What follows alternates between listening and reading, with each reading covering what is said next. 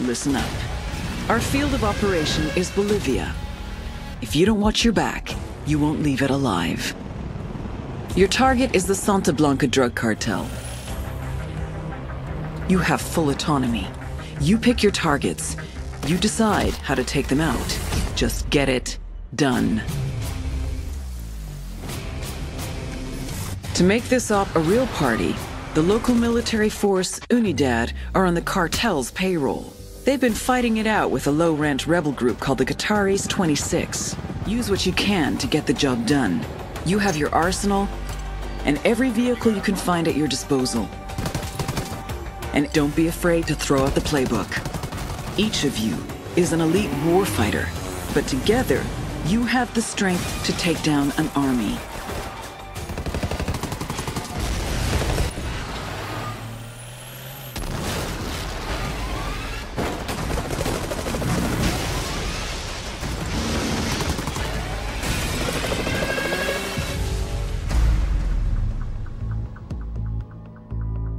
The war sport Lvoa, probably the most interesting video game-like rifle you can buy out of the box. I mean, look at that front end.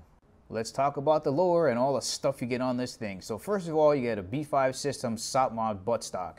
It's got a rubber butt plate in the back. You can take that off or adjust it if you want to. Quick detach mount here, swivel mount there.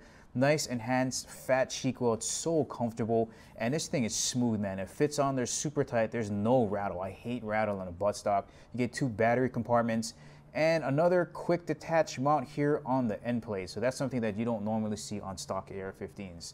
Now the selector here is kind of weird because it's a 45-degree one. It's made by Battle Arms Development. And it's a little bit different. Most of the time, AR-15 selectors are more of a 90-degree, right? It's more straight up and down, so it can take a little bit longer to get used to. You have a Chip McCormick Stage 1 flat-face trigger with anti-rotational pins. Look at that, man. Look at that bolt catch. Huge. And this magazine catch is actually a magazine release at the same time. Got a little pivot point there. That helps out a ton. Normally, it comes with a Magpul grip. This one has a hex mag one on there, and you also have a Magpul trigger guard. So, bunch of stuff, mouthful on just the lure itself. Moving on to the upper, you get a Raptor charge handle, huge charge handle. You got your Magpul M-Bus Pro backup iron sights on the front and the back, swinging back around. You can see these awesome bungee cords for cable management for your flashlights and all that good stuff. Magpul XCM hand stop and this awesome BCG group right here. Boom! No, you don't get a salient BCG, but you do get a black nitrided, full auto carrier, Carpenter 158 steel, HPT, MPI, QPQ, OPP, I'll take you frame by frame, and all of that pretty slick looking bolt carrier group. And this top hat compensator has got so much good reviews. It really does lessen the recoil. I can't speak to how much it lessens the signature, the flash signature, because I shot it only in the daytime. But that's the whole thing about the Lvoa. The handguard that extends all the way to the ending, and with that compensator, the top hat compensator, it's supposed to lessen how much flash you get.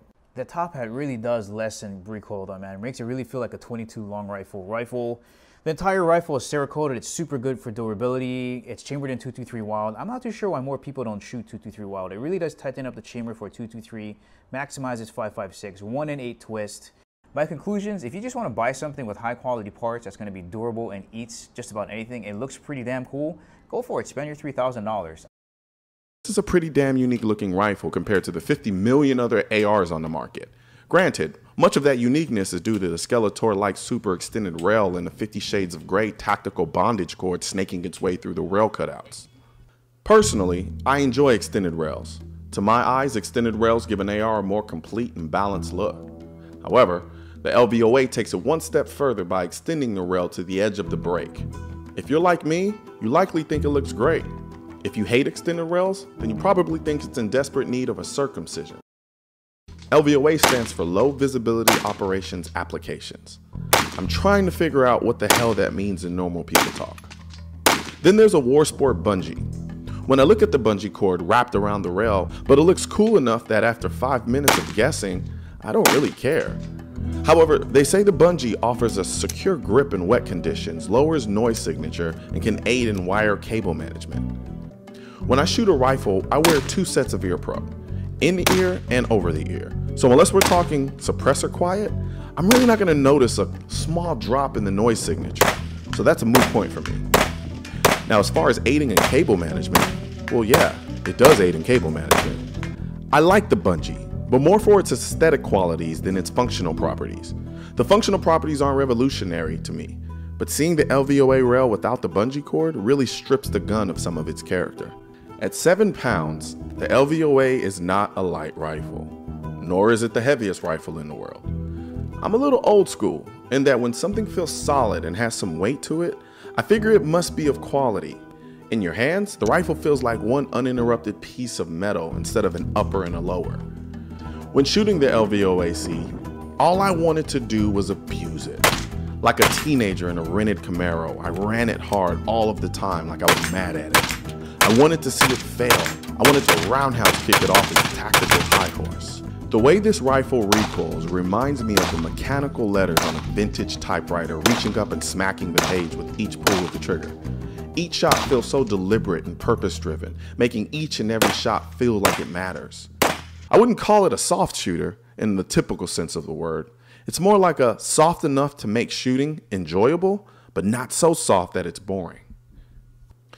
The harmonics of the recoil is so deliberate and predictable, I can just ride the wave of energy from each shot to the next, making rapid fire not only easy, but mind-numbingly fast.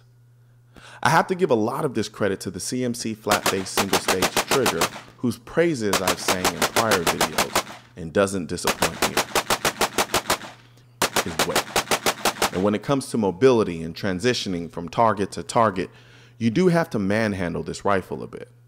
From a reliability standpoint, I pumped a hell of a lot of rounds through this rifle over the period of time that I had it. It chewed up and spit out every round I loaded into it. And I gotta say, I walked away impressed. Here's the thing. There's no question. They spared no expense when they built this rifle. From the sights to the grip, if they couldn't make it themselves, they put the best parts they could find on it. I can't speak for every rifle, but the rifle I have is freaking incredible. Not because it does something no other rifle can. I can't shake the feeling someone put their soul into the design of this rifle. It's a parts rifle with a level of solidarity and uniformity between parts that some proprietary rifles can't even match. If you went ahead and plopped a $3,000 for this rifle, I'd bet you wouldn't regret it. So yes, to me it's worth it, because there's nothing left to do on the rifle. It's like walking into a Porsche dealership and ticking every option available. Sure, the engine's in the back and sounds like a Dyson vacuum cleaner. Unless you're really into them, you can't tell the difference between a 2007 911 and a 2016. But the things that it does well, the way it shoots, the way it feels, the overall quality, the solidarity, all of those things come together and create something that you really can't quantify in parts and in numbers. Granted, it is a parts rifle, but it's so solid, and I just can't get over how solid this rifle feels. And then when I'm shooting it, I can't get over how fun and how enjoyable it is to shoot. Not because it's the softest shooting, but because it's just a fun rifle to shoot. The way it recoils, the way it feels in your hand. That quality, all of it translates into the entire shooting experience. And above sitting it in your room and admiring it, that's essentially what it's all about. The experience you have with the rifle. So to me, I think it's worth the price of admission.